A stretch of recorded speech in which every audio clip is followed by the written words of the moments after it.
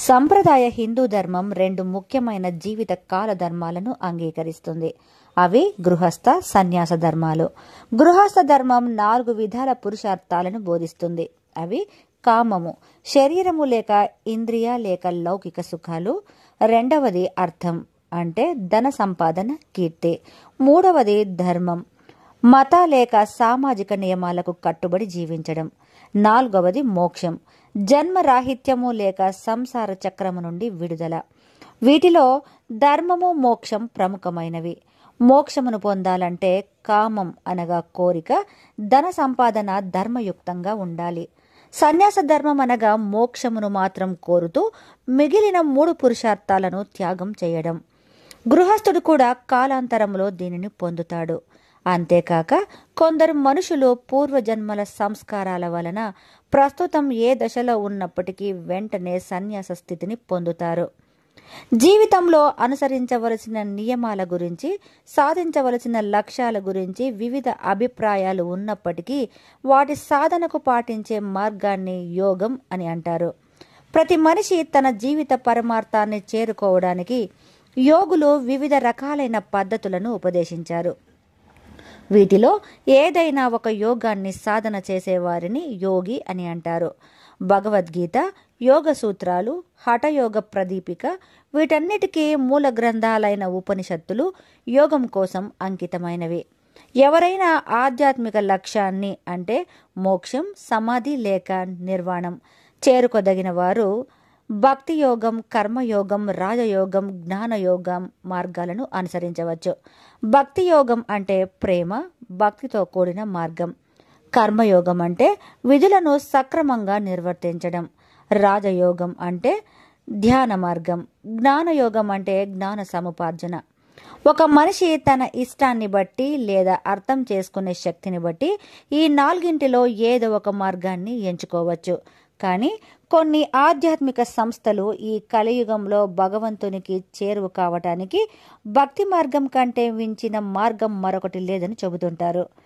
ఒక భక్తి మార్గాన్ని అనుసరించడం ద్వారా మరొక మార్గాన్ని అనుసరించకూడదన్న నియమమేమీ లేదు. ఉదాహరణకు జ్ఞానయోగాన్ని శ్రద్ధగా ఆచరించడం ద్వారా పవిత్రమైన ప్రేమను కూడా సాధించవచ్చు. ధ్యాన యోగాన్ని అనుసరించేవారు తప్పనిసరిగా కర్మయోగం, జ్ఞానయోగం, భక్తి యోగ భావనాల్ని ఇమర్చుకోవాల్సి ఉంటుంది. వివిధ యోగాల ఆచరణ గురించి, వాటిలోని భేదాల గురించి, వాటి మధ్యనున్న సమన్వయం గురించి అనేక గ్రంథాలు, సూత్రాలు, అభిప్రాయాలు, ఆచారాలు ఉన్నాయి. కొత్త రాతి యుగం నుండి హరప్ప, మొహెంజోదారో నాగరికత కాలం వరకు హిందూ మతం గురించిన పురాతన ఆధారాలు ఉన్నాయి. వేదాల ఆవిర్భావం నుండి హిందూ మతం ఆచారాలు, సిద్ధాంతాలలో ఏర్పడిన స్పష్టత ఇప్పటికీ కొనసాగుతుంది. వీటిలో అతి పురాతనమైన ఋగ్వేదం చాలా ముందు నుంచి ఉన్నదన్న ఒక అభిప్రాయం. వేదాలలో ఇంద్రుడు, వరుణుడు, అగ్ని వంటి దేవతల ఆరాధన, సోమయాగం వంటి యజ్ఞ కర్మలు బహుళంగా చెప్పబడ్డాయి. విగ్రహారాధన కంటే మంత్రారాధన, యజ్ఞకాండలు వేద సాహిత్యంలో ప్రాముఖ్యత వహిస్తాయి. ఋగ్వేదంలోని ఆచారాలు, విశ్వాసాలు జొరాస్ట్రియన్ మతానికి కొంత సారూప్యం కలిగి ఉన్నాయి. వేదాల తర్వాతి కాలాన్ని పురాణాల కాలంగా పేర్కొంటారు. వీటిలో మొదటివైన రామాయణం, మహాభారతం కొన్ని ముందు కాలంలో రూపుదిద్దుకొన్నాయి. తర్వాత అనేక పురాణాలు వెలువడ్డాయి. పురాణాలలోని వివిధ అంశాలు నేటి హిందూ మతాచారాలు, వ్యవహారాలు, విశ్వాసాలకు ప్రధాన ప్రమాణాలు. హిందూ మతాన్ని, అందులోని నమ్మకాలను మౌలికంగా ప్రభావితం చేసి కొత్త పరిణామాలకు దారితీసిన 3 ముఖ్యాంశాలు ఉపనిషత్తులు, జైన మతం, బౌద్ధ మతం. వీటిలో వేదాల సాధికారతను, వర్ణ వ్యవస్థ బంధాన్ని అంగీకరించకుండా మోక్షము లేదా నిర్వాణం పొందడం గురించి చెప్పబడింది. గౌతమ బుద్ధుడు మరింత ముందుకు వెళ్లి ఆత్మ లేదా భగవంతుడు అన్న నమ్మకాలను ప్రశ్నించాడు. మౌర్యుల కాలంలో బౌద్ధం దేశమంతటా వర్ధిల్లింది. తర్వాత వివిధ వేదాంత దర్శనాలు అనేక విధాల ప్రసిద్ధాలను రూపొందించాయి. ఇక ఆరాధనా విధానాలను చూస్తే ఈశ్వరాన్వేషణ, దేవుని కృషి హిందూ పద్ధతులలో ప్రధానమైన భాగాలు. అందువల్లనే హిందువులు దైనందిన జీవనంలో కూడా భగవంతుని తలుచుకోవడానికి కొన్ని పద్ధతులు ప్రవేశపెట్టారు. హిందువులు తమ ఇళ్లలో ప్రతిష్ఠించుకొని కానీ లేదా దేవాలయాలలో కానీ తమ ఇష్ట దైవాన్ని ఆరాధించవచ్చు. మామూలుగా ఆలయాలలో ప్రధాన దైవం, ఇతర దేవుళ్ళు కొలువై ఉంటారు. దేవాలయాలకు వెళ్లడం ఖచ్చితమైన నియమమేమి కాదు. చాలామంది కేవలం పండుగ రోజులలో మాత్రమే ఆలయాలను సందర్శిస్తుంటారు. సాధారణంగా హిందువులు విగ్రహాన్ని దైవంగా భావించి ఆరాధిస్తుంటారు. ఆ విగ్రహాన్నే తమకు భగవంతునికి వారధిగా భావిస్తారు. ఈ విగ్రహాన్ని కేవలం రాయిగా కాక సాక్షాత్ భగవత్ స్వరూపంగా భావించాలని పద్మపురాణం చెబుతోంది.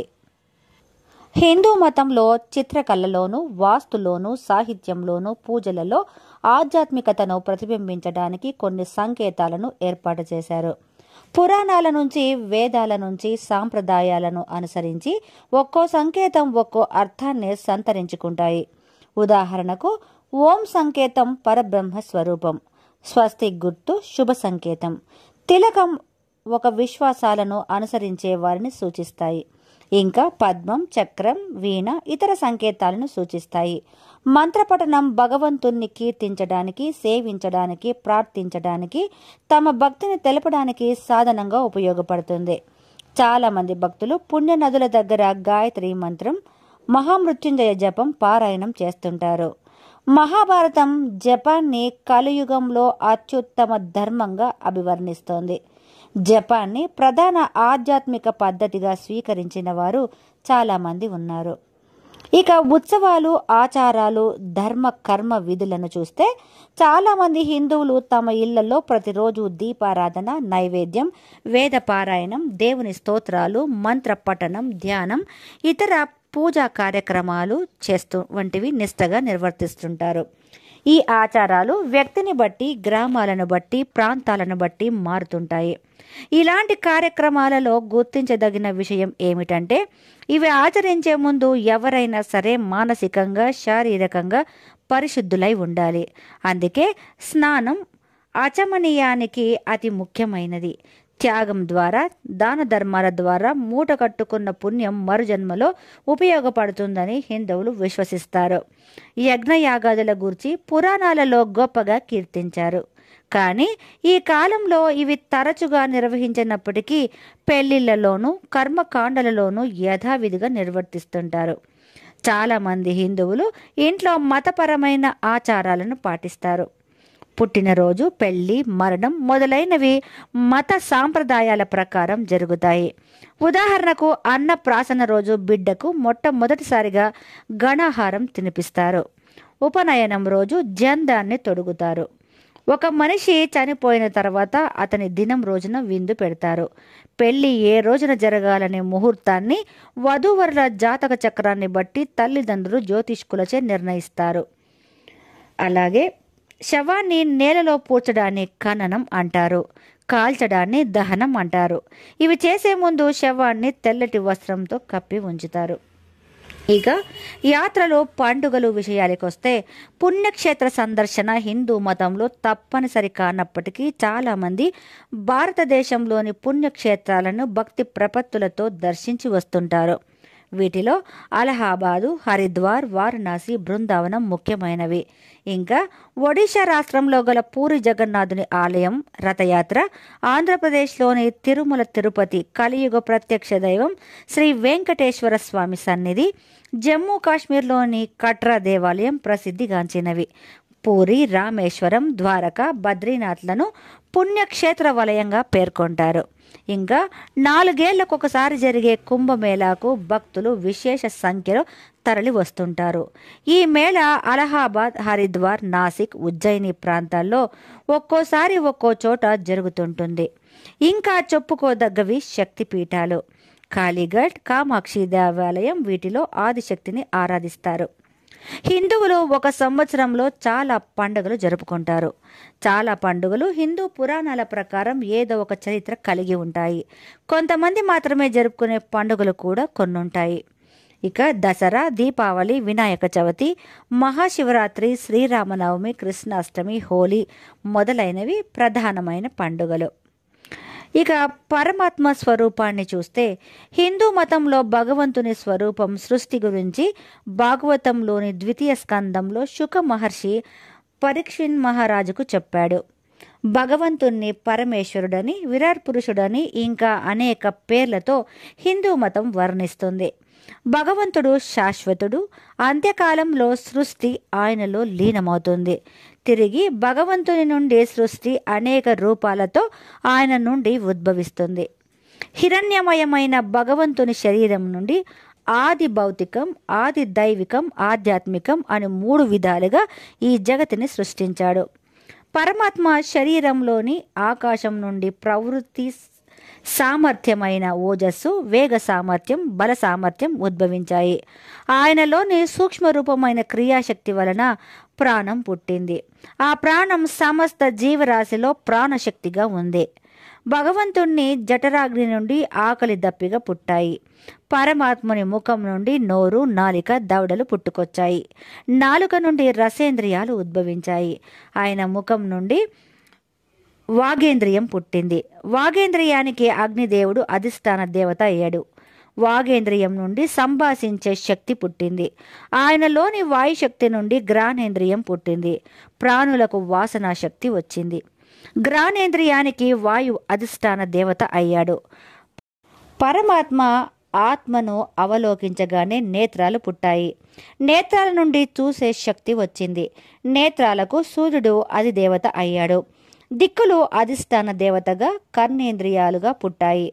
పరమాత్మ నుండి చర్మం పుట్టింది. దానికి స్పర్శ శక్తి వచ్చింది. చర్మం నుండి వెంట్రుకలు పుట్టాయి. వాటికి వృక్షాలు అధిదేవతలయ్యాయి. ఆ తర్వాత వాయువు నుండి చేతులు ఉద్భవించాయి. వాటికి ఇంద్రుడు అధిదేవత అయ్యాడు. ఆ తర్వాత పాదాలు పుట్టాయి. పాదాలకు విష్ణువు అధిదేవత అయ్యాడు. పరమాత్మ ఆనంద పారవశ్యుడు కాగానే జననేంద్రియాలు పుట్టాయి. జననేంద్రియాల నుండి పునరుత్పత్తి శక్తి ఆవిర్భవించింది. జననేంద్రియాలకు ప్రజాపతి అధిష్టాన దేవత అయ్యాడు.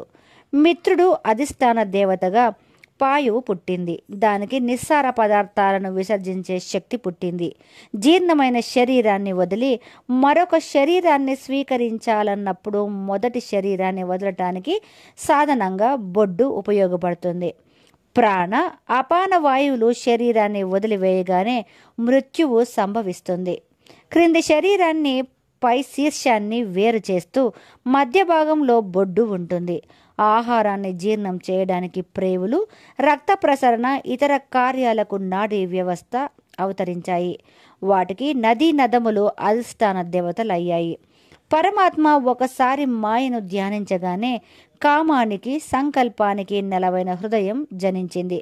హృదయం నుండి సంకల్పం, బుద్ధి, చంద్రుడు, కాముడు జనించాయి.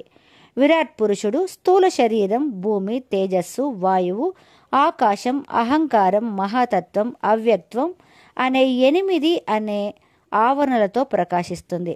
ఇలా శుక మహర్షి పరీక్షిత్తు భాగవతంలో భగవంతుని గురించి, సృష్టి గురించి వివరించాడు.